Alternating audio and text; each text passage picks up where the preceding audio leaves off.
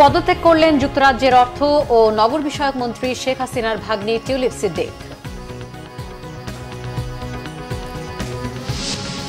জুলাই ঘোষণাপত্রের খসড়া প্রস্তুত, সর্বদলীয় বৈঠক বৃহস্পতিবার, জানিয়েছেন উপদেষ্টা মাহফুজ। ফ্যাসিস্ট সহযোগী জাপার সাথে আলোচনা নয়। কাল প্রধান উপদেষ্টার কাছে প্রতিবেদন জমা দেবে 4 সংস্কার কমিশন। দ্বিকক্ষ সংসদ আর ক্ষমতার ভারসাম্য সহ থাকছে বেশ কিছু প্রভাব। এবছরের জুলাই আগস্টেই সাধারণ নির্বাচন সম্ভব মনে করেন মির্জা ফখরুল। জুন জুলাই নির্বাচন আয়োজনের পরিকল্পনা নেই জানালেন ইসি সচিব। 10 ট্রাক অস্ত্র মামলায় সাবেক স্বরাষ্ট্র প্রতিমন্ত্রী লুৎফুজ্জামান বাবর সহ 6 জনকে খালাস। জিয়া অরফানেজ ট্রাস্ট মামলায় আপিল বিভাগের রায় কাল। দেখছিলেন ক্রাউন সিমেন্ট সংবাদ শিরোনাম। এবার বিস্তারিত সংবাদ। দুর্নীতির অভিযোগ সহ নানা চাপের মুখে শেষ পর্যন্ত পদত্যাগ করলেন বাংলাদেশের ক্ষমতাচ্যুত প্রধানমন্ত্রী শেখ হাসিনার ভাগ্নি ও যুক্তরাজ্যের লেবার পার্টির গুরুত্বপূর্ণ নেতা এবং আর্থিক সেবা বিষয়ক প্রতিমন্ত্রী টিউলিপ সিদ্দিক। ক্ষমতাচ্যুত বাংলাদেশের সাবেক প্রধানমন্ত্রী শেখ হাসিনার সাথে সম্পৃক্ততার অভিযোগ ওঠার পর তিনি পদত্যাগ করলেন। গেল কয়েকদিন ধরেই তার বিরুদ্ধে দুর্নীতির অভিযোগ নিয়ে দেশটির রাজনৈতিক অঙ্গনে ব্যাপক আলোচনা চলছিল। এই অভিযোগের পরিপ্রেক্ষিতে তার উপর থেকে দুর্নীতি বিরোধী দায়িত্ব সরিয়ে নেওয়ার দাবি জানায় যুক্তরাজ্যের দুর্নীতি বিরোধী সংস্থাগুলোর একটি জোট। তার বিরুদ্ধে এরই মধ্যে ব্রিটিশ সরকারের স্বাধীন নৈতিক উপদেষ্টা স্যার লাউরি ম্যাগনাস এ বিষয়ে তদন্ত শুরু করেন। টিউলিপ সিদ্দিকের বিরুদ্ধে অভিযোগ ছিল তিনি বাংলাদেশের ক্ষমতাচ্যুত প্রধানমন্ত্রী শেখ হাসিনার ভাগ্নি হওয়ার সুবাদে বাংলাদেশ এবং যুক্তরাজ্যে আর্থিক দুর্নীতির সুবিধাভোগী। অভিযোগ রয়েছে তিনি লন্ডনের কিংস ক্রস এলাকায় একটি বিলাসবহুল ফ্ল্যাট উপহার হিসেবে পেয়েছেন। এই ফ্ল্যাটটি তাকে দিয়েছেন আব্দুল মোতালিফ নামের এক ব্যবসায়ী, যিনি বাংলাদেশের রাজনীতিতে শেখ হাসিনার ঘনিষ্ঠ হিসেবে পরিচিত। এছাড়া অভিযোগ রয়েছে বাংলাদেশের রূপপুর পারমাণবিক বিদ্যুৎ প্রকল্পে টিউলিপের সম্পৃক্ততা রয়েছে, যেখানে প্রকল্পের ব্যয় বাড়িয়ে বিপুল পরিমাণ অর্থ আত্মসাৎ করা হয়েছে।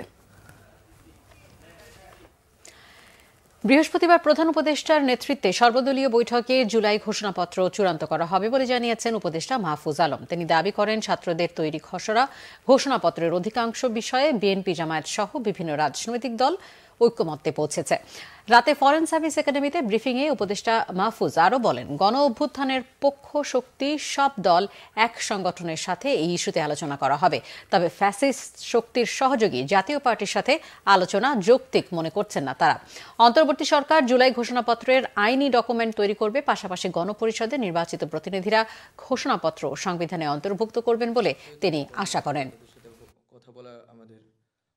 সবার সাথে আমাদের কথা বলা হয়ে ওঠেনি, কিন্তু বৃহত্তর রাজনৈতিক দল বিএনপি, তার পরবর্তীতে জামাত এবং যারা নারী সংগঠনগুলো আছে, শিক্ষক সংগঠন, বিভিন্ন গ্রুপ অফ পিপল, স্টেক হোল্ডারদের সাথে, ছাত্রদের সাথে আমরা কথা বলেছি।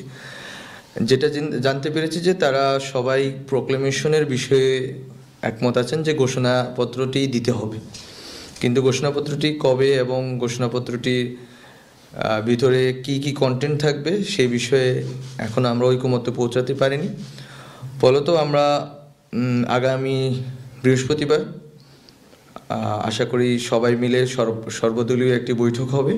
এই বৈঠকের ভিতর দিয়ে একটা ঐকমত্যের ভিত্তিতে একটি দলিল প্রণীত হবে এবং সেদিনেই আমরা কবে ঘোষণাপত্রটি জারি করব এবং সরকার কিভাবে ঘোষণাপত্রটি জারি করার ক্ষেত্রে ভূমিকা রাখবে তা স্পষ্ট হবে। বুধবার সকাল 11টায় প্রধান উপদেষ্টার কার্যালয়ে 11টি সংস্কার কমিশনের মধ্যে 4টি কমিশন ডক্টর মোহাম্মদ ইউনূসের কাছে প্রতিবেদন জমা দেবেন, জানিয়েছেন প্রধান উপদেষ্টার প্রেস সচিব শফিকুল আলম। বিকেল 3টায় এই ইস্যুতে ফরেন সার্ভিস একাডেমিতে প্রেস কনফারেন্স করবে বলেও ব্রিফিংয়ে জানান তিনি। 4টা সংস্কার কমিশন আসবেন, এসে চিফ অ্যাডভাইজারের যে কার্যালয় তেজগাঁওয়ে ওনারা চিফ অ্যাডভাইজার এবং অন্যান্য অ্যাডভাইজাররা থাকবেন, আমাদের মাহফুজ আলম উনিও থাকবেন। ওনাদের কাছে এইটা হ্যান্ড ওভার করবেন, করার পরে এটা নিয়ে একটু আলাপ হবে। পুরো জিনিসটা ওরা বলবেন যে কি কি ফাইন্ডিংস আছে, কি কি বিষয় আছে, বিশদ বর্ণনা থাকবে। থাকার পরে যেটা হবে যে 1:30 পর্যন্ত আমরা এক্সপেক্ট করছি এই মিটিংটা হবে। হওয়ার পরে লাঞ্চের পরে আমরা আমাদের এখানে কয়েকজন অ্যাডভাইজার আসবেন, আমরা এখনো জানি না কারা আসবেন, এসে আপনাদেরকে পুরো জিনিসটা ব্রিফ করবেন। এটা 3টার সময় আমরা এখানে প্রেস কনফারেন্স ডেকেছি কালকে। এদিকে নির্বাচন ব্যবস্থা কমিশন, সংবিধান সংস্কার কমিশন, দুর্নীতি দমন কমিশন ও পুলিশ সংস্কার কমিশন কাল তাদের প্রতিবেদন জমা দেবে অন্তর্বর্তী সরকারের কাছে। দ্বিকক্ষ বিশিষ্ট সংসদ ও ক্ষমতায় ভারসাম্য আনা সহ বেশ কিছু সুপারিশ থাকছে প্রতিবেদনে। তবে সংস্কারগুলো বাস্তবায়ন কারা করবে, রাজনৈতিক দল ও অন্তর্বর্তী সরকার সেই সিদ্ধান্ত নেবে বলে জানিয়েছেন কমিশন সংশ্লিষ্টরা। ওবায়দুল্লাহ মামুনের প্রতিবেদন। জুলাই বিপ্লবের পর রাষ্ট্রযন্ত্র সংস্কারের আমূল পরিবর্তনের প্রস্তাব আসে ছাত্র জনতার কাছ থেকে। তারপরেই রাষ্ট্র সংস্কারে 11টি কমিশন গঠন করে অন্তর্বর্তীকালীন সরকার। প্রথমে 3 ডিসেম্বরের মধ্যে প্রতিবেদন জমা দেওয়ার কথা থাকলেও তা জমা দিতে পারেনি সংস্কার কমিশনগুলো। পরবর্তীতে 15 জানুয়ারির মধ্যে প্রতিবেদন জমার সময় বেঁধে দেওয়া হয়। এসব সংস্কার প্রস্তাবে কি থাকছে তা নিয়ে এখন আলোচনা সমালোচনা সর্বমহলে। গত 2 দশকেও দুদক কার্যকর ভূমিকা পালন না করায় প্রতিষ্ঠানটিকে শক্তিশালী করা সহ বেশ কিছু প্রস্তাব দিয়েছে দুর্নীতি দমন সংস্কার কমিশন। দুদককে রাজনৈতিক প্রভাবমুক্ত করে সক্রিয় করার প্রস্তাব দিয়েছে কমিশন। নতুন দুর্নীতি দমন কমিশন হবে রাজনৈতিক প্রভাবমুক্ত, যেই কমিশন দেশের দুর্নীতিকে রুখে দিতে পারবে এবং যেই কমিশন বাংলাদেশকে দুর্নীতি মুক্ত করার চেষ্টা করবে। আমরা বেশ কিছু প্রস্তাবনা নিয়ে প্রধান উপদেষ্টার কাছে উপস্থিত হব। আমাদের প্রস্তাবনাগুলোর মধ্যে উল্লেখযোগ্য হচ্ছে, আমরা মনে করছি দুদকের জনবল খুবই কম। স্বাধীনতার 50 বছরেও জাতীয় সংসদ জনগণের আশা আকাঙ্ক্ষা পূরণে ব্যর্থ হয়েছে বলে অভিযোগ রয়েছে। তাই একনায়কতন্ত্র, প্রধানমন্ত্রীর ক্ষমতার ভারসাম্য ও বিভিন্ন সাংবিধানিক প্রতিষ্ঠানকে শক্তিশালী করা সহ দ্বিকক্ষ বিশিষ্ট সংসদের প্রস্তাব দিয়েছে সংবিধান সংস্কার কমিশন। কয়েকজনের হাতে যাতে ক্ষমতা না থাকে, ক্ষমতা যেন ব্যক্তি ইচ্ছা মতো ব্যবহার করতে পারে না, রাষ্ট্র যেন একজনের মালিকানায় চলে না যায়, তাই না? ওই জায়গার থেকেই আমরা এসেছি। কিন্তু হ্যাঁ, আমাদের ক্ষমতার বিকেন্দ্রীকরণটা হচ্ছে বিভিন্নভাবে হতে হবে। কেবলমাত্র যে ধরুন প্রধানমন্ত্রীর ক্ষমতা একটু কমালাম, তার থেকে কিছুটা নিয়ে রাষ্ট্রপতিকে দিলাম, তাতে কিন্তু ক্ষমতার বিকেন্দ্রীকরণ হলো না। ক্ষমতার বিকেন্দ্রীকরণ প্রতিষ্ঠান দিয়ে করতে হয়। আগের সংসদগুলোতে নারীর অংশগ্রহণ থাকলেও কার্যত তাদের কোনো ভূমিকা ছিল না মন্তব্য করে তারা বলছেন, এবারই প্রথম নির্বাচনের মাধ্যমে 100 জন নারী সংসদ নির্বাচনের প্রস্তাব দেওয়া হয়েছে। তার কথাটা যেন তিনি বলতে পারেন, আইনি প্রক্রিয়ার মধ্যে বলতে পারেন, আইনে যেন তার প্রতিফলনটা ঘটানো নিশ্চিত করা যায়, সেটার জন্য এটা বলা।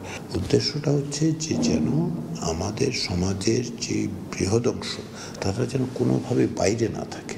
চলতি মাসের শেষে প্রতিবেদন জমা দেওয়ার কথা রয়েছে বিচার ব্যবস্থা ও জনপ্রশাসন সংস্কার কমিশনের।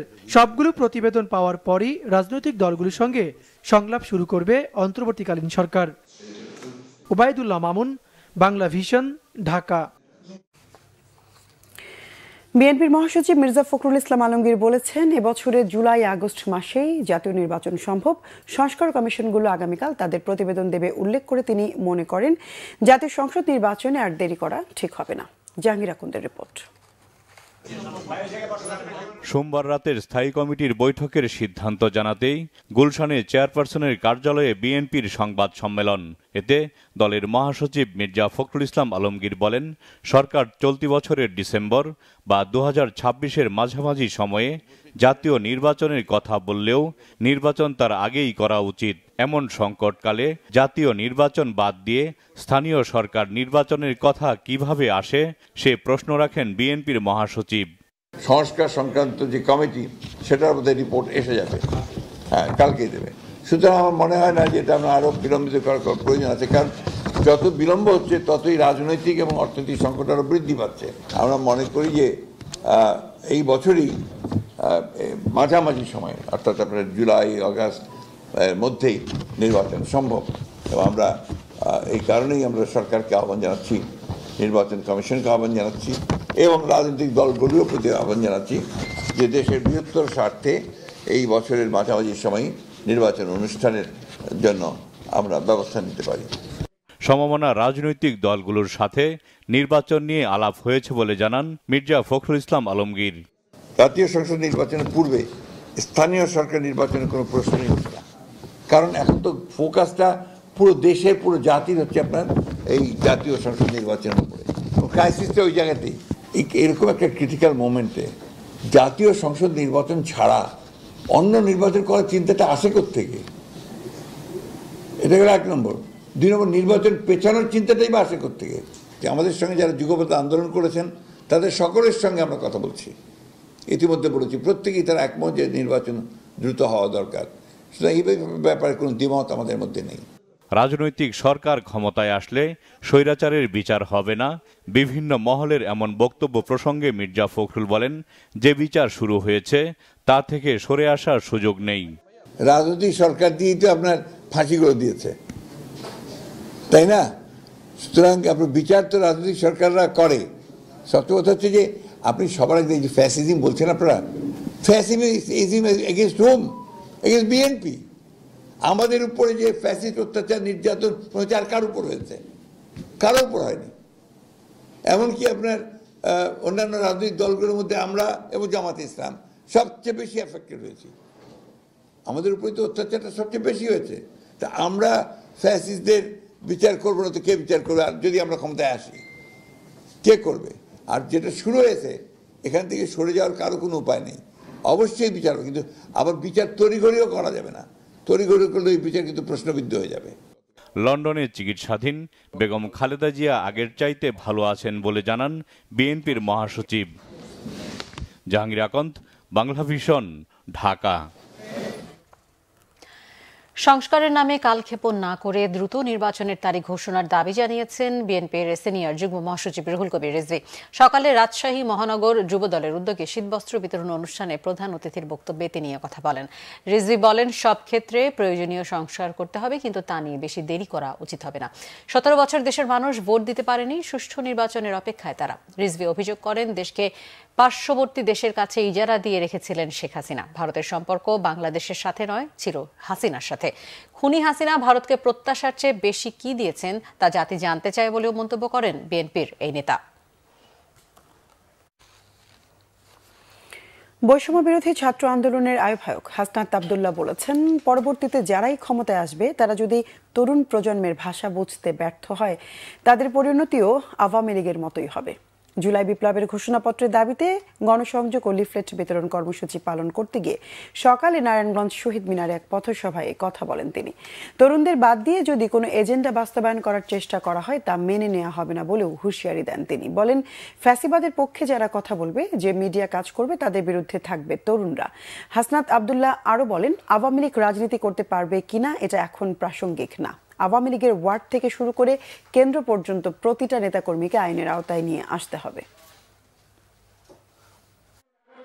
আপনারা যদি এই তরুণ প্রজন্মর কথা আপনারা বুঝতে ব্যর্থ হন, আওয়ামী লীগের যে পরিণত হয়েছে, পরবর্তীতে যারাই নীতি নির্ধারণের পর্যায়ে আসবে, এই তরুণ প্রজন্মের ভাষা যদি আপনারা বুঝতে ব্যর্থ হন, তাহলে আওয়ামী লীগের পরিণতির মতোই আপনাদের পরিণতি হবে।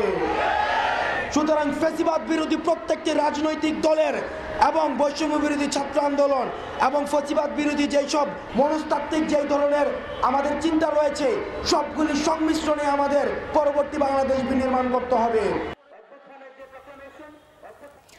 প্রধান উপদেষ্টা ডক্টর মোহাম্মদ ইউনূসের দেওয়া সময় অনুযায়ী আগামী জাতীয় নির্বাচন অনুষ্ঠিত হবে। সেই অনুযায়ী ভোটের প্রস্তুতি চলছে বলে জানিয়েছেন নির্বাচন কমিশনের সিনিয়র সচিব আক্তার আহমেদ। বলেন, ভোটার তালিকা প্রণয়ন এবং নির্বাচনে কারিগরি সহযোগিতা দেবে ইউএনডিপি। কি ধরনের সহযোগিতা দরকার, আগামী 10 দিনের মধ্যে তার তালিকা দেওয়া হবে। বিস্তারিত এসএম ফয়েজের রিপোর্টে। রাজধানীর আগারগাঁও নির্বাচন কমিশন ভবনে প্রধান নির্বাচন কমিশনার সহ অন্যান্য কমিশনারদের সঙ্গে বৈঠক করে ইউএনডিপির 5 সদস্যের প্রতিনিধি দল। সিএসি এএমএম নাসিরউদ্দিনের সঙ্গে 1 ঘণ্টার বৈঠক শেষে কমিশনার সহ অন্যদের সঙ্গে বৈঠক হয়।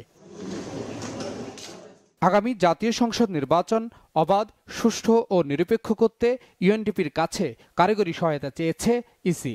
ভোটার তালিকা হালনাগাদ সহ সব ধরনের সহযোগিতা দেওয়ার আশ্বাস দেন জাতিসংঘের আবাসিক প্রতিনিধি গোয়েন লুইস।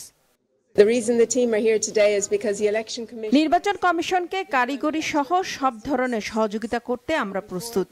বাংলাদেশের আগামী জাতীয় নির্বাচন কবে হবে তা ঠিক করবে সরকার ও রাজনৈতিক দল। নির্বাচনের সময়সীমা নিয়ে আমি কোনো মন্তব্য করতে চাই না। ইসি সচিব জানান, যথাসময়ে নির্বাচন আয়োজনে সব ধরনের প্রস্তুতি নিয়েছে কমিশন। এই ব্যাপারে আমার কোনো মতামত দেওয়ার সুযোগ নেই, তার কারণ হচ্ছে যে বিষয় নিয়ে আমি জানি না, বা উনি যেটা বলেছেন আপনি জানেন, আপনি একটা বলতে পারবেন।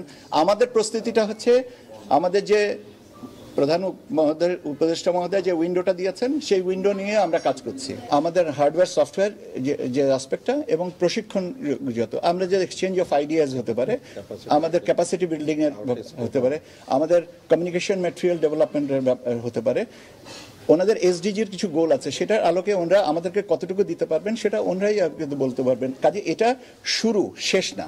ধারণা করা হচ্ছে 2025 সালের শেষ দিকে অথবা 2026 সালের প্রথম দিকে অনুষ্ঠিত হতে পারে জাতীয় সংসদ নির্বাচন। SM Foyez, Bangla vision, Dhaka. আলোচিত 10 ট্রাক অস্ত্র মামলায় সাবেক স্বরাষ্ট্র প্রতিমন্ত্রী লুৎফুজ্জামান বাবর সহ 6 জনকে খালাস দিয়েছে হাইকোর্ট। উলফা কমান্ডার পরেশ বড়ুয়া সহ 5 জনকে সাজা কমিয়ে 10 বছর করে দণ্ড দিয়েছে আদালত।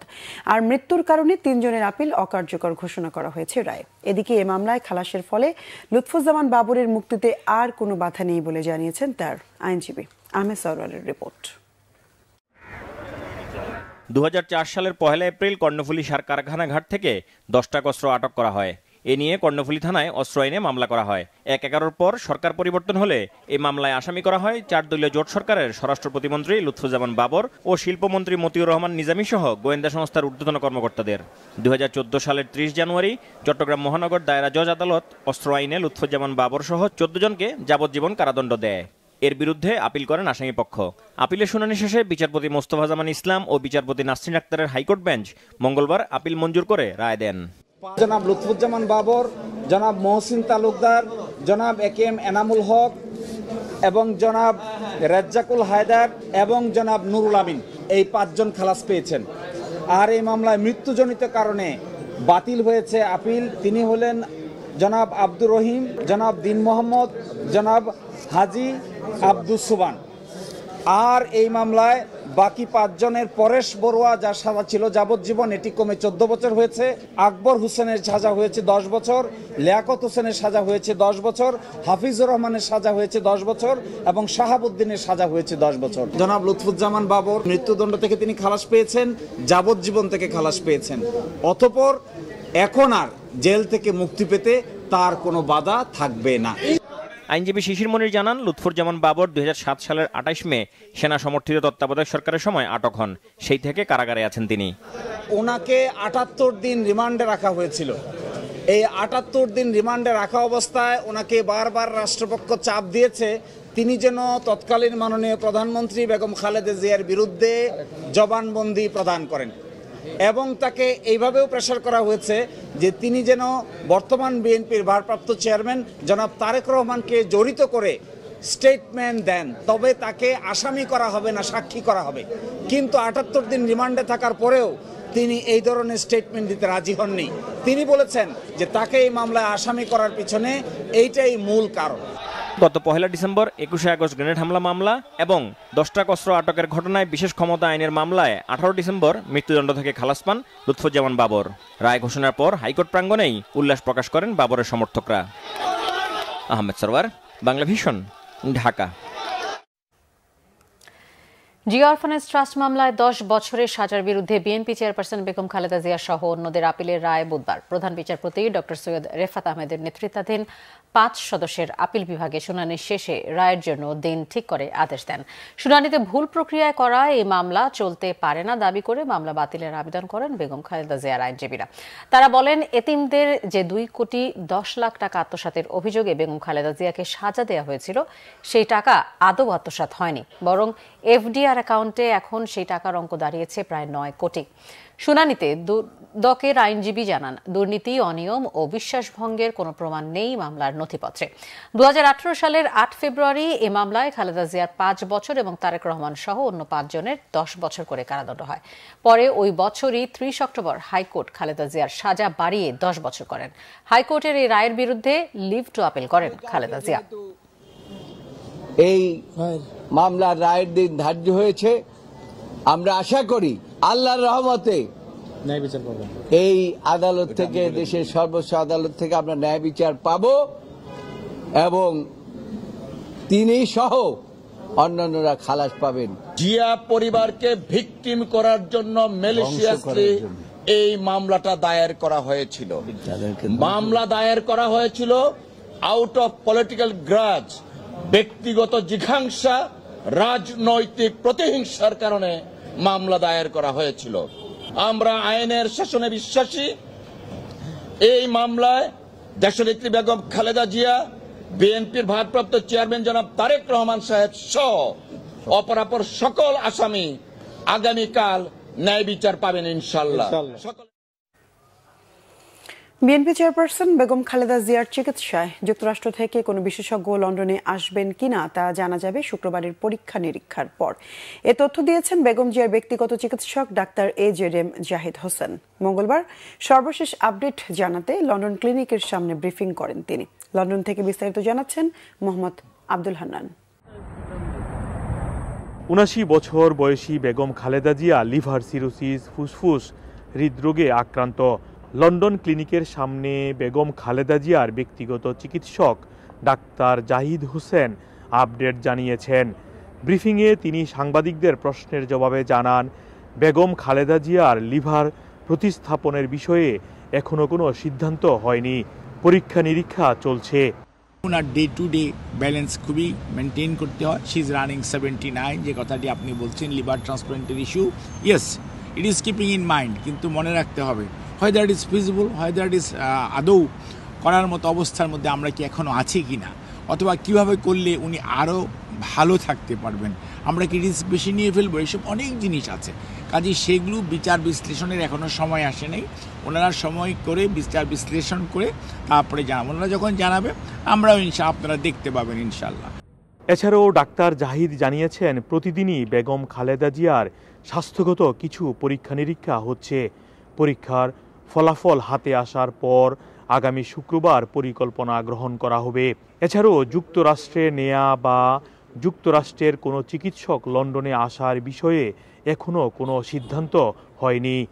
যদি প্রয়োজন হয়, যদি আসতে লাগে, তখন ইফ দে ফিল, এটা তো আমরা বললে হবে না, বিষয়টা হচ্ছে ওনাদের যে প্রোটোকল আছে, সে if they feel no problem, তাহলে সেক্ষেত্রে তাদের আসতে বলতে পারলে তাহলে তাদেরকে আসার জন্য আমাদের আবার উদ্যোগ গ্রহণ করতে হবে। এটা মানে আমাদের যোগাযোগ আছে তাদের সাথে, regularly we have got a contact with them. এদিকে বেগম খালেদা জিয়া হাসপাতালে যেদিন থেকে ভর্তি হয়েছেন, প্রতিনিয়ত তারেক রহমান, তার স্ত্রী ডাক্তার জুবাইদা রহমান ও পরিবারের অন্যান্য সদস্যরা নিয়মিত আসছেন।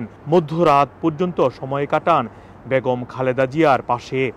উনি চিকিৎসাধীন আছেন লন্ডনের ক্লিনিকে। আপনারা যে যেখানে আছেন ওনার জন্য দোয়া করবেন, এবং আগামী ফ্রাইডে যুক্তরাজ্য বিএনপি ওনার জন্য আমাদের ইস্ট লন্ডন মসজিদে, আমরা ব্রিকলেন মসজিদে আমরা দোয়ার আয়োজন করেছি, এবং প্রত্যেকটা বাংলাদেশে এবং দেশের বাইরে ভিতরে যারা আছেন, যে যেখানে আছেন, ম্যাডাম খালেদা জিয়ার জন্য আপনারা দোয়া করবেন যাতে উনি সুস্থ হয়ে আবার সবার কাছে ফিরে যান। এই অ্যাপিলটা আপনাদের মাধ্যমে আমি দিতে।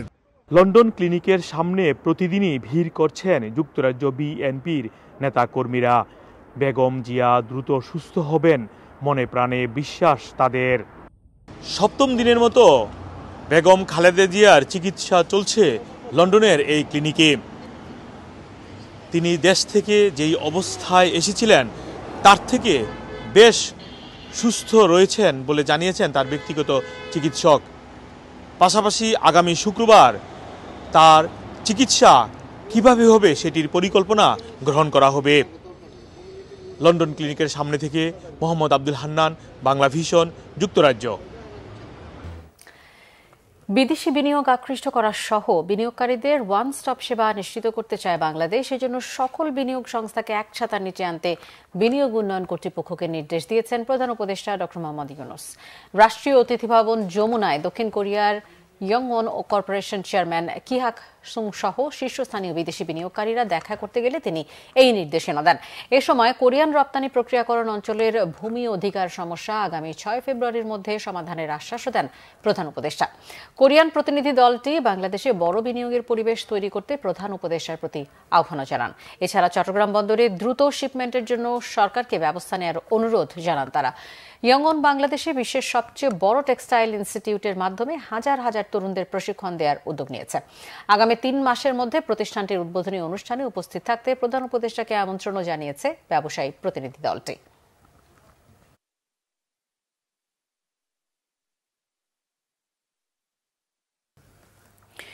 ক্ষমতার অপব্যবহার করে পূর্বাচলের কূটনৈতিক পাড়ায় নিজের নামে এবং ছেলে সজীব ওয়াজেদ জয়ের নামে মোট 20 কাঠার প্লট নেওয়ার অভিযোগ। পরিবারের 6 সদস্যের নামে 60 কাঠা প্লট নিলেও রাজুকের হলফনামায় তা গোপন রাখার অভিযোগও উঠেছে। রাজুকের প্লট দখলের ঘটনায় গত 3 দিনে শেখ হাসিনার বিরুদ্ধে 6টি মামলা করেছে দুদক। এই প্রথম দুদকের মামলায় আসামি করা হয়েছে সজীব ওয়াজেদ জয়কে। রিপোর্ট ফরুক বাবুর।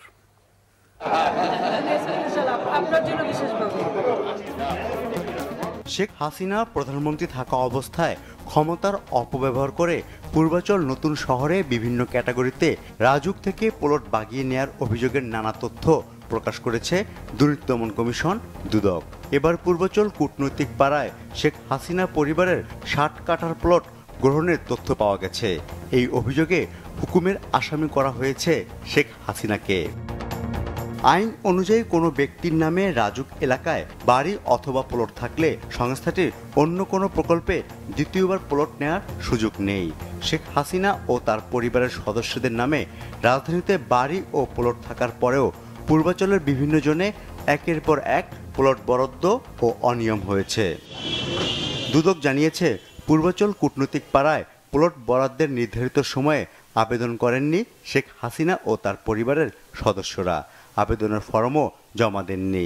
একই অভিযোগে সজীব ওয়াজেদ জয়ের বিরুদ্ধে আলাদা মামলা হয়েছে। পাশাপাশি রাজুক সহ সংশ্লিষ্ট 23 জনকে আসামি করে মামলা করেছে দুদক। 10 কাঠা করে এখানে 6 জনকে মোট 60 কাঠা এখানে বরাদ্দ দেওয়া হয়েছে। এখানে বেনিফিশিয়ারি ভিন্ন ভিন্ন এবং এটা ঘটনার সময়কালটাও ভিন্ন ভিন্ন। সেই কারণে এখানে প্রত্যেকের বিরুদ্ধে পৃথকভাবে 6টি মামলা রুজু করা হয়েছে। আমরা তাদেরকে তাদের বর্তমান এবং স্থায়ী ঠিকানায় আমাদের অনুসন্ধান দল গিয়েছেন এবং তাদের বক্তব্য সংগ্রহের জন্য, এবং তারা পলাতক থাকায় তাদেরকে তাদের বক্তব্য নেওয়ার সম্ভব হয়নি। এদিকে দৈনিক 1.5 কোটি টাকা চাঁদা নেওয়ার অভিযোগে বাস মালিক সমিতির সাধারণ সম্পাদক খন্দকার এনায়েত উল্লাহর বিরুদ্ধে অনুসন্ধানের সিদ্ধান্ত নিয়েছে দুদক। সেই সাথে ক্ষমতার অপব্যবহার করে সম্পদ অর্জনের অভিযোগে দুদকের সদ্য সাবেক কমিশনার জহিরুল হকের বিরুদ্ধে তদন্ত নেমেছে সংস্থাটি। ফরুক বাবু, বাংলা ভিশন, ঢাকা।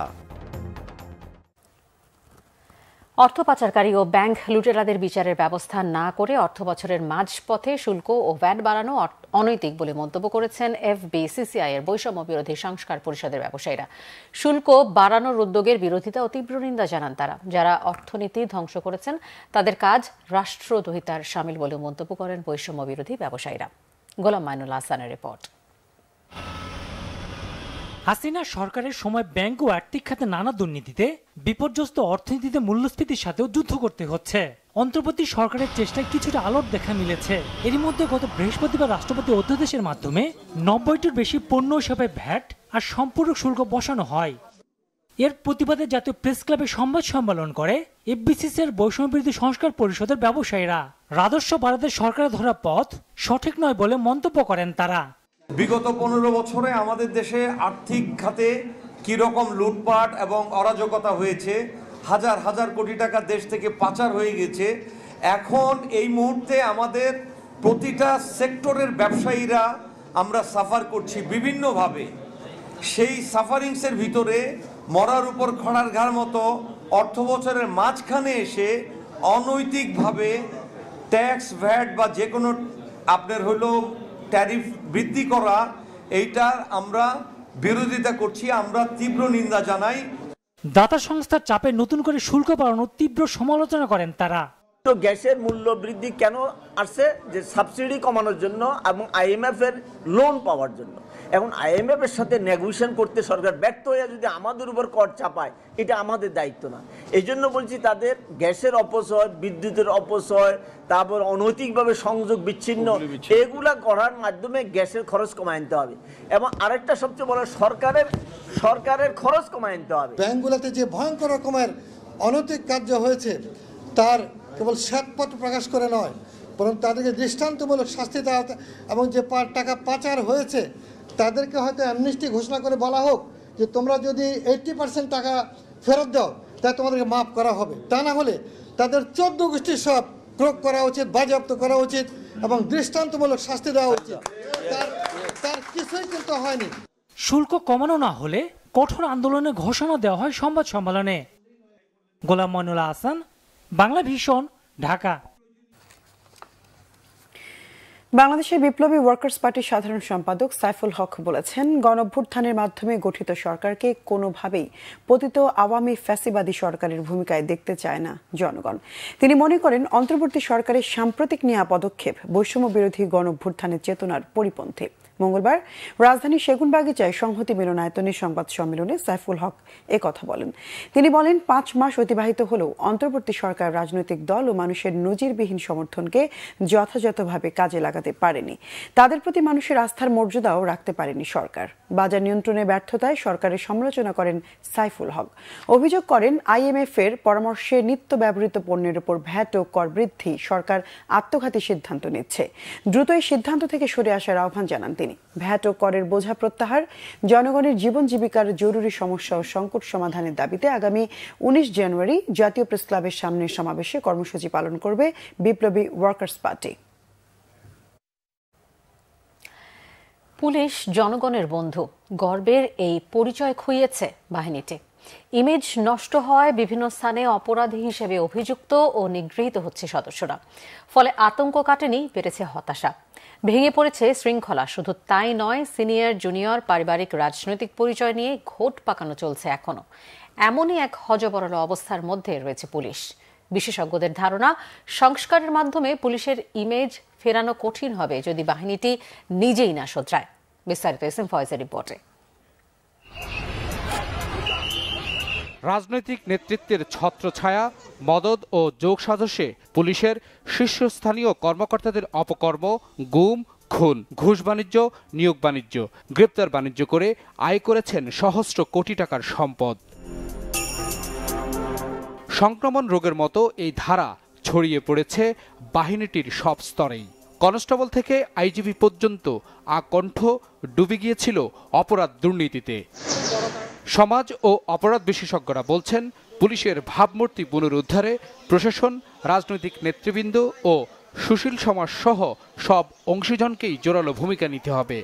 পলিটিক্যাল ক্লায়েন্টালিজম, যেটার মধ্য দিয়ে সরকারকে খুশি রাখা, রাজনৈতিক চরিত্র, রাজনৈতিক দলগুলোকে খুশি রাখার একটা ব্যাপার তৈরি হয়। পুলিশ প্রশাসনকে সেই পলিটিক্যাল ক্লায়েন্টালিজম থেকে বের হতে হবে।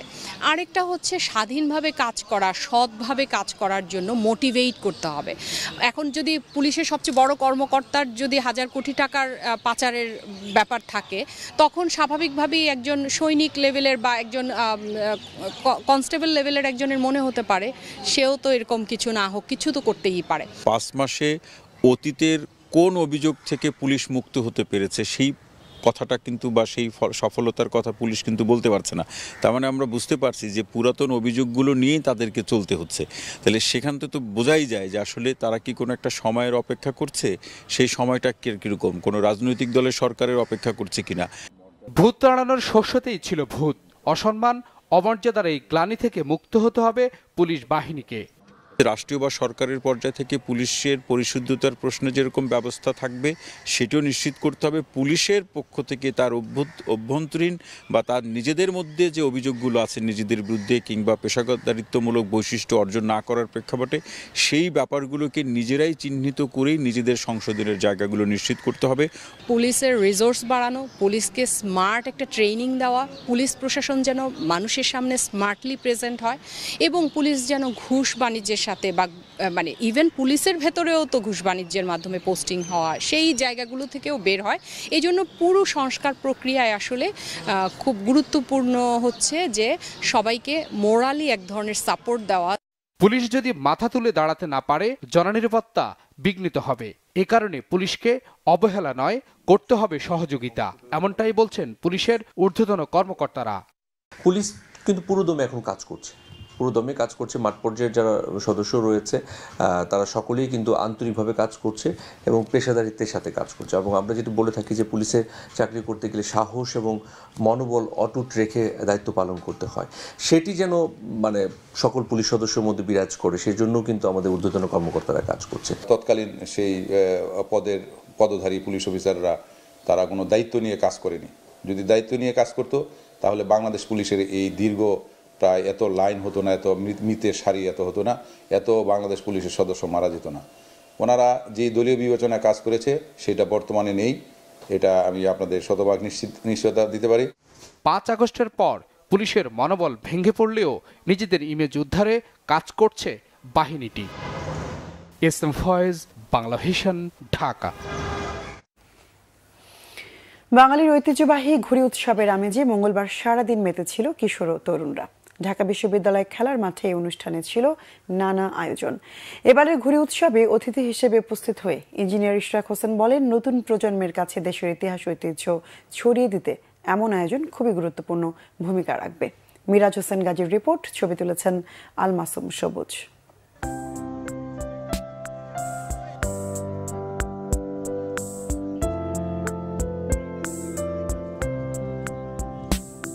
রৌদ্রোজ্জ্বল বিকালের আকাশ রাঙিয়ে ডানা মেলে উঠছে বাহারি ঘুড়ি, আর নাটাই হাতে সেই ঘুড়ির সুতোয় দোল দিচ্ছেন নগরের তরুণ প্রজন্মের অনেকে। এই প্রোগ্রামগুলো একটু বেশি বেশি করা উচিত, তাহলে আমার মনে হয় যে সবাই মানে জিনিসটা নিয়ে আগ্রহ হবে। কারণ শুধু চার দেয়ালে বন্দি থাকলেই হবে না, ইনডোর প্লেগ্রাউন্ডগুলোতেও প্রচুর খেলে, কিন্তু খোলা মাঠ, খোলা আকাশ, আমাদের বাংলার ঐতিহ্যগুলো ওদের কাছে ফুটিয়ে তোলাতে আমার প্রয়াস, এই জন্যই নিয়ে আসা। বা ছোটবেলা আমরা যে খেলাধুলা করতাম সেগুলো আসলে এখন আর দেখা যায় না, তো এইটা যদি ছড়াই দিতে হয় তাহলে আমার মনে হয় যে মানে আমাদের তরুণ প্রজন্মকে এগিয়ে আসতে হবে। নানা বয়সীরা উপস্থিত হন এই ঘুড়ি উৎসবে। অনেকে আবার প্রথমবারের মতো হাতে নিয়েছেন ঘুড়ি ও নাটাই। তারা বুঝাইছি যে আগে যা ছিল এখন আর তা নাই, এখন তোমাদের সময়ে তোমাদের আমলে অনেক কিছু পাল্টায় গেছে। আমরা যখন ছাদে ছিলাম তখন দেখলাম আকাশ থেকে একটা ঘুড়ি পড়লো, আমরা ওখানে গিয়ে ওখানে গিয়েছি আর ওইটা তুলে নিলাম। মজা লাগছিল পরে? তারপর আমি উড়েছি, অনেক মজা লেগেছে। কোথায় ছিল সেটা? কোথায় ছিল সেটা? দাদু বাড়ির কাছেই ছিল। আরে ঘুড়ি উৎসবকে কেন্দ্র করে ঢাকা বিশ্ববিদ্যালয় কেন্দ্রীয় খেলার মাঠে আয়োজন করা হয় মেলার। বিভিন্ন সামগ্রীর স্টল শোভা পায় এখানে। বিশ্ববিদ্যালয়ের কেন্দ্রীয় খেলার মাঠের এই জমকালো আয়োজন করে ঢাকা বিশ্ববিদ্যালয় স্টুডেন্ট অ্যাসোসিয়েশন অব ঢাকা। কিশোর তরুণদের এই উৎসবে অতিথি ছিলেন তারুণ্যের আইকন খ্যাত বিএনপি নেতা ইঞ্জিনিয়ার ইশরাক হোসেন। উৎসবে অংশ নেয়াদের সাথে বিকেল থেকে সন্ধ্যা পর্যন্ত সময় কাটান তিনি। হাতে তুলে নেন ঘুড়ির নাটাই। অল্প সময়ের জন্য হলেও নিজের শৈশবে ফিরে যান তরুণ এই রাজনীতিক। আর তখন এরকম রেডিমেড সুতা ছিল না, আমার মনে আছে। আমরা ওই সুতা কিনে ওটাকে মাঞ্জা বলে আর কি, মার দিয়ে এবং আরও কিছু কাচের গুঁড়া দিয়ে সেটাকে ভেজানো হতো, এবং আমাদের বাসার যে উঠান ছিল সেখানে আমরা এটাকে দুইটা গাছের মাঝখানে আমরা বেঁধে রাখতাম, যাতে এটা 2 দিন লাগতো বা 1 দিন লাগতো শুকানোর জন্য। ঠিক যে সন্ত্রাস যেটা বিস্তার ঘটেছে বাংলাদেশের রাজনৈতিক কালচারে, এই সকল জিনিসকে পুরোপুরি আমাদেরকে মানে এটার থেকে মুক্ত করতে হবে শিক্ষাঙ্গনকে। এরপর মূল মঞ্চে হয় আলোচনা সভা। তরুণদেরকে নিজেদের শেকড়ের সন্ধানে ইতিহাস ঐতিহ্যের সাথে আগামী প্রজন্মের সেতু বন্ধনের দায়িত্ব নিতে তরুণদের প্রতি আহ্বান জানান অনুষ্ঠানে অতিথিরা। মিরাজ হোসেন গাজী, বাংলা ভিশন, ঢাকা। অন্যতম শক্তিশালী একটি রাষ্ট্র। সীমান্তে এখন কোনো উত্তেজনা নেই, পরিস্থিতি স্থিতিশীল জানিয়েছেন স্বরাষ্ট্র উপদেষ্টা অবসরপ্রাপ্ত লেফটেন্যান্ট জেনারেল জাহাঙ্গীর আলম চৌধুরী। দুপুরে ময়মনসিংহ সিটি কর্পোরেশন মিলনায়তনে সশস্ত্র বাহিনী, মাদকদ্রব্য নিয়ন্ত্রণ অধিদপ্তর ও কৃষি মন্ত্রণালয়ের ময়মনসিংহ অঞ্চলের কর্মকর্তাদের সাথে মতবিনিময় সভা শেষে সাংবাদিকদের তিনি এ তথ্য জানান। এ সময় তিনি আরও বলেন, ভারতের সাথে যেসব অসম চুক্তি আছে সেগুলো নিয়ে আলোচনা হবে, সে ব্যাপারে মন্ত্রণালয় থেকে চিঠি দেওয়া হয়েছে। বর্তমানে সীমান্তে কাঁটাতারের বেড়া দেয়া বন্ধ রয়েছে। আগামী মাসে বিজিবি ও বিএসএফ এর মধ্যে ডিজি পর্যায়ে মিটিং এ বিষয়ে আলোচনা হবে বলেও জানান তিনি। এখন কোনো উত্তেজনা নাই, এখন পরিস্থিতি মোটামুটি স্বাভাবিক অবস্থায় আছে। এখন তারাও আর কাঁটাতারের বেড়া নির্মাণ করতেছে না, এখন একটা অবস্থায় আছে, স্থিতি অবস্থায় আছে। প্লাস আমরাও বলছি যে আগামী মাসে বিজিবি এবং বিএসএফ এর ডিজি পর্যায়ে একটা মিটিং আছে, ওই মিটিংয়ে এইগুলি আলোচনা হবে। তবে আমি বলছি যে আপনারা জানেন যেহেতু আমাকে কিছু কিছু অসম চুক্তি করা হয়েছে, এগুলি নিয়ে আলোচনা হবে এবং আমরা আমাদের মন্ত্রণালয় থেকে তো আমরা একটা চিঠিও দিচ্ছি যেইগুলি অসম আছে ওইগুলি কিভাবে সমস্যাটা সমাধান করা যায়। আরো কিছু খবর নিয়ে এবারে রয়েছে ডেস্ক রিপোর্ট। বিএনপির যুগ্ম মহাসচিব সৈয়দ ইমরান সালে প্রিন্স বলেছেন, রাজনৈতিক ফায়দা লাভের জন্য বিভিন্ন অজুহাতে নির্বাচন প্রলম্বিত করলে সংকট আরও ঘনীভূত হবে। গণ অভ্যুত্থানের আকাঙ্ক্ষা চেতনা ষড়যন্ত্রের চোরাবালিতে ডুবে যেতে পারে বলে আশঙ্কা তার। ময়মনসিংহের হালুয়াঘাটে উপজেলা পৌর বিএনপি অঙ্গ ও সহযোগী সংগঠনের যৌথ সভায় প্রধান অতিথির বক্তব্যে তিনি এসব কথা বলেন। বিএনপির ভারপ্রাপ্ত চেয়ারম্যান তারেক রহমানের পক্ষ থেকে শীতার্তদের মাঝে কম্বল বিতরণ করা হয়েছে মুন্সিগঞ্জে। উপস্থিত ছিলেন বিএনপির জাতীয় নির্বাহী কমিটির vice chairman doctor Asaduzzaman Ripon. তিনি বলেন, আগামী নির্বাচনে যোগ্য প্রার্থীকে ভোট দিয়ে নির্বাচিত করবে মানুষ, এমন কাউকে নির্বাচিত করবে যেন তাকে সবসময় মানুষ পাশে পায়। রাজশাহী গোদাগাড়িতে কর্মী সভা করেছে বিএনপি। ৬ নম্বর মাটিকাটা ইউনিয়ন শাখার আয়োজনে এতে প্রধান অতিথি ছিলেন বিএনপির চেয়ারপারসনের সাবেক সামরিক উপদেষ্টা অবসরপ্রাপ্ত মেজর জেনারেল শরীফ উদ্দিন। এ সময় উপস্থিত ছিলেন ইউনিয়ন সভাপতি মোহাম্মদ এহসানুল কবির টুকু, জিয়া পরিষদ গোদাগাড়ি উপজেলার সাবেক সেক্রেটারি মোহাম্মদ সাদিউজ্জামান রুবেল, মোহাম্মদ সেলিম সানোয়ার পলাশ সহ মাটিকাটা ইউনিয়ন বিএনপি অঙ্গ ও সহযোগী সংগঠনের নেতাকর্মীরা। বিএনপির ভারপ্রাপ্ত চেয়ারম্যান তারেক রহমানের নির্দেশনায় ঢাকা মহানগর উত্তরের পক্ষ থেকে দুস্থ মানুষের মাঝে শীতবস্ত্র বিতরণ করেছে তেজগাঁও থানা ছাত্রদল। এতে প্রধান অতিথি ছিলেন বিএনপির ঢাকা মহানগর উত্তরের সাবেক আহ্বায়ক সাইফুল আলম নীরব। উপস্থিত ছিলেন তেজগাঁও থানা ছাত্রদলের সভাপতি মোহাম্মদ আক্তার হোসেন ফরাজি, সাধারণ সম্পাদক মাহবুবুল ইসলাম রাজন ও অন্যরা। সবার মুখে হাসি ফুটুক এই স্লোগানকে সামনে রেখে অসহায় ও দুস্থদের মাঝে শীতকালীন উপহার বিতরণ করেছে দ্বীপ ফাউন্ডেশন। কুমিল্লার বামইল স্কুল অ্যান্ড কলেজ মিলনায়তনে এতে সভাপতিত্ব করেন সমাজসেবক লুৎফর রহমান। প্রধান বক্তা ছিলেন দ্বীপ ফাউন্ডেশনের সিইও ফয়সাল আহমেদ দ্বীপ। জমকালো আয়োজনে যাত্রা শুরু করেছে ব্র্যান্ড ক্লেমনের নতুন ভ্যারিয়েন্ট ক্লেমন জিরো। রাজধানীর একটি হোটেলে এ উপলক্ষে এক অনুষ্ঠানের আয়োজন করা হয়। অনুষ্ঠানে আগিস ফুড অ্যান্ড বেভারেজ লিমিটেডের ডিরেক্টর অপারেশন সৈয়দ জহুরুল আলম বলেন, ফিটনেস নিয়ে কম্প্রোমাইজ করতে না হয়, তাই ক্লেমন নিয়ে এসেছে সুগার ফ্রি ক্লেমন জিরো। এ সময় উপস্থিত ছিলেন প্রতিষ্ঠানের সিএমও মাইদুল ইসলাম ও ক্লেমের ব্র্যান্ড ম্যানেজার আব্দুল আজিজ সহ ঊর্ধ্বতন কর্মকর্তারা। বাংলাদেশের প্রতিটি শিক্ষা প্রতিষ্ঠানে ভবিষ্যতে খেলাধুলা বাধ্যতামূলক করা হবে বলেন বিএনপির জাতীয় নির্বাহী কমিটির ক্রীড়া বিষয়ক সম্পাদক আমিনুল হক। সকালে মিরপুর সিটি ক্লাব মাঠে জিয়া ক্রিকেট টুর্নামেন্টের চূড়ান্ত পর্বের প্রস্তুতি সম্পর্কে জানাতে গিয়ে তিনি বলেন, প্রতিটি জেলা উপজেলা ও ইউনিয়নে খেলাধুলা ছড়িয়ে দিতে চান তারা। শহর থেকে তৃণমূলে খেলাধুলা পৌঁছে দিতে জিয়া ক্রিকেট টুর্নামেন্টের আয়োজন। গত 10 নভেম্বর দেশের 10টি সাংগঠনিক বিভাগে জিয়া ক্রিকেট টুর্নামেন্টের প্রাথমিক পর্বের খেলা শেষে এবার শুরু হচ্ছে চূড়ান্ত পর্ব। 15 জানুয়ারি থেকে ঢাকার 2 ভেন্যু সিটি ক্লাব এবং পুবেরগাঁও ক্রীড়া শিক্ষা প্রতিষ্ঠানের হবে ম্যাচগুলো। 19 জানুয়ারি মিরপুর ক্রিকেট স্টেডিয়ামে হবে দিবারাত্রির final. Bangla vision news desk. Walton প্লাজার দিনব্যাপী চ্যালেঞ্জার্স সামিট 2025 উদ্বোধন হয়েছে গাজীপুরের ওয়ালটন হাইটেক পার্কে। সামিটে বিক্রি প্রবৃদ্ধি, সামাজিক ও মানবিক কর্মকাণ্ড পরিচালনা, সর্বোচ্চ গ্রাহক সেবা দেওয়ার ক্ষেত্রে সেরা থাকার প্রত্যয় ব্যক্ত করেন দেশের বিভিন্ন প্রান্ত থেকে আগত ওয়ালটন প্লাজার সদস্যরা। উপস্থিত ছিলেন ওয়ালটন হাইটেক ইন্ডাস্ট্রিজ পিএলসির চেয়ারম্যান এস.এম. শামসুল আলম, ব্যবস্থাপনা পরিচালক SM. Mahbubul Alam, Walton microtech কর্পোরেশনের chief executive officer Nishat Tasnim Suchi, Walton প্লাজার ব্যবস্থাপনা পরিচালক মোহাম্মদ রায়হান ও ঊর্ধ্বতন কর্মকর্তারা। অনুষ্ঠান সঞ্চালনা করেন জনপ্রিয় চিত্রনায়ক এবং ওয়ালটনের senior executive director Amin Khan.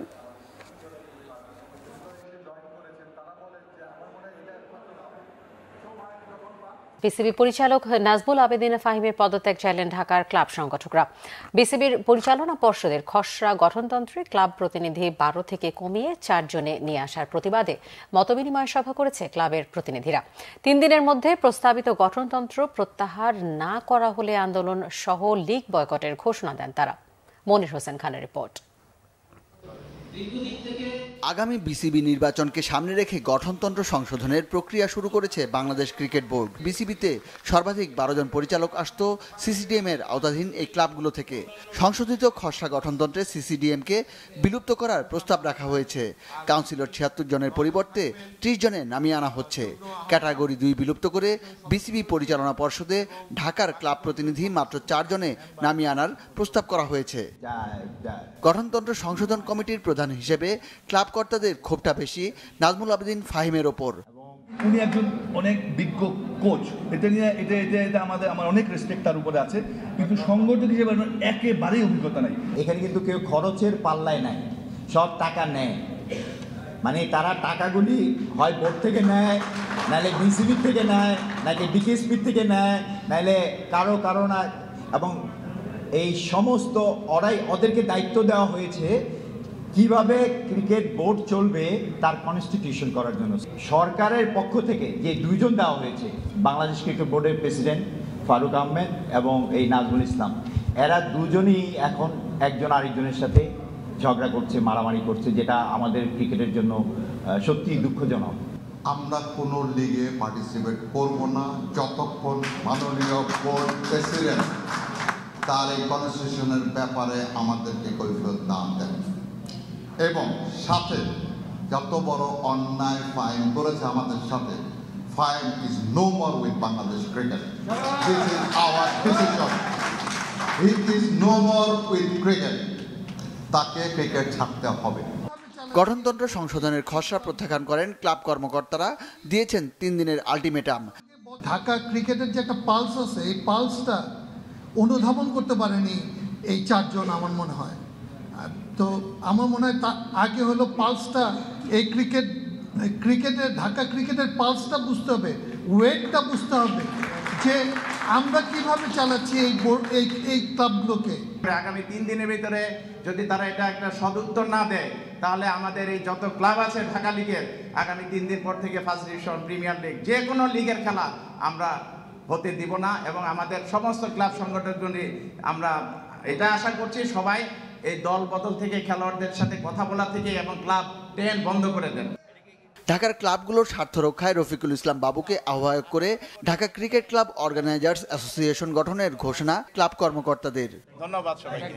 Monir Hossain Khan, Bangla vision, Dhaka. দর্শক, এই ছিল এখনকার মতো। পরের সংবাদ রাত 1টায় দেখার আমন্ত্রণ রইল। এছাড়া বাংলা ভিশন সংবাদ ও সংবাদ সংশ্লিষ্ট অনুষ্ঠান দেখতে ভিজিট করুন www.bbnews24.com ও facebook.com/banglavisionnews এবং সাবস্ক্রাইব করুন youtube.com/banglavisionnews। ধন্যবাদ। শুভরাত্রি।